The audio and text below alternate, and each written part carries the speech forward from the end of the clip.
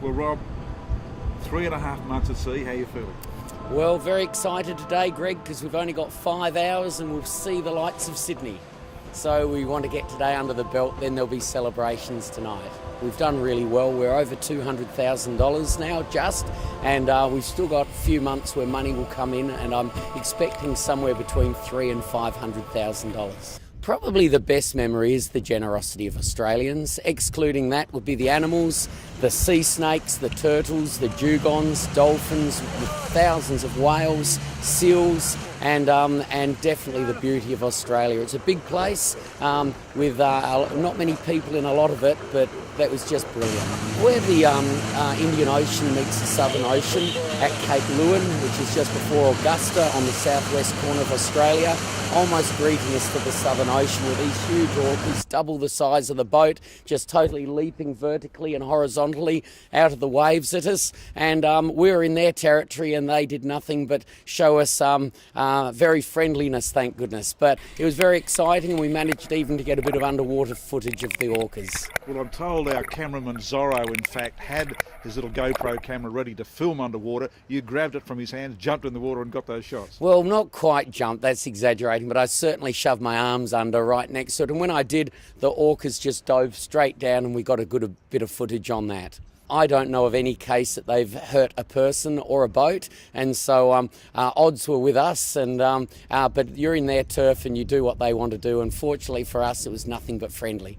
So tell us about those caught-out times. They've been the times to remember, I'm sure. Probably the hardest thing, Greg, that we did was go across the Gulf of Carpentaria.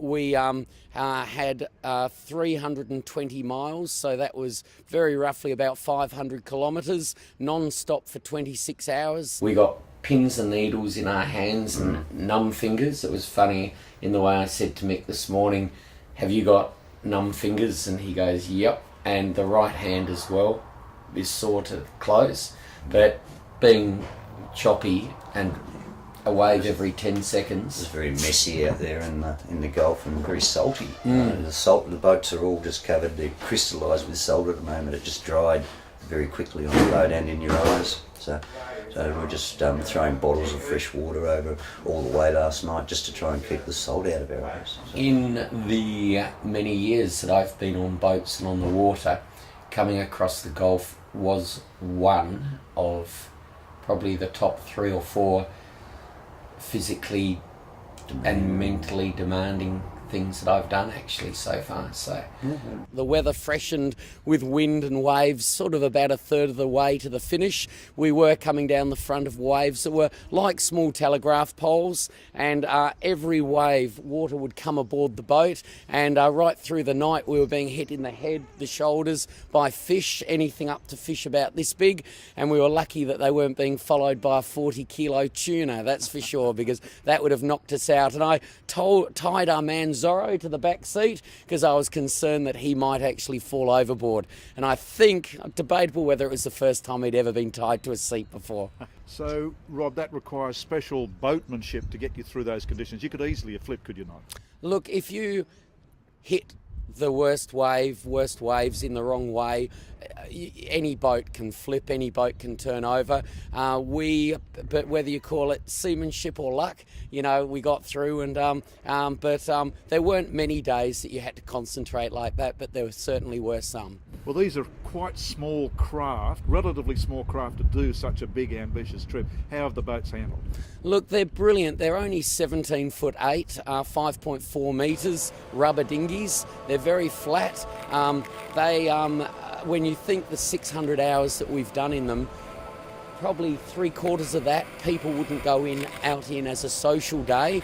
There have been a couple of cracks up here on the canopy, underneath the hull, a couple of little repairs, but overall they've stood up really, really well, so we're very, very lucky. About 2 days a week we slept on board the boat up until the last 2 weeks. At the end there it was pretty nasty because we'd be getting in water, wet to our undies, wringing out the sleeping bags.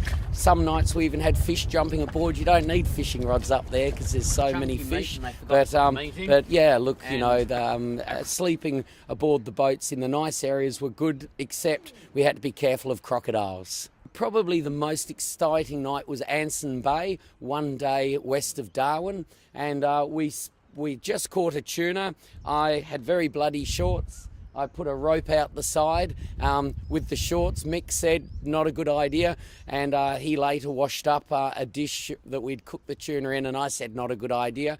And at about 10 o'clock at night, we checked the depth under the water, under the boat, and it was only about a foot, so we decided to go into deeper water. Right next to the boat, a couple of foot away, was a crocodile at about 1.7 metres. Double the distance of the boat away was 2 at about 2.5 metres, and the only way out had one way bigger than the boat, back on it like this, legs on it like this, and we had to go around that to get out. No aggression, but they were certainly stalking us. So, Rob, this has been an historic trip. First people ever to circumnavigate Australia, including Tasmania.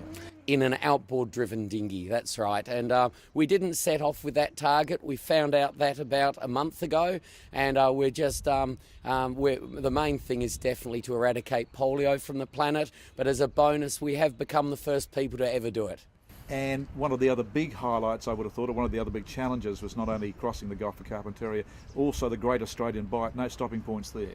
Yeah, we came in every night but to anchor, but we did 1,000 kilometres with 2 refills, and that was another place that was definitely out there. And I remember on one of the refuels, it was probably the hardest thing we've had to do on the refueling side. It was a place called Poison Creek. We had got told that it was bulletproof, but we had surf breaking kilometres out, and we dodged through that to get into what was meant to be a bulletproof corner, and we found there was still 1 to 2 metres of surf coming in, and we swam out up to our necks for 800 litres of fuel in 20-litre containers.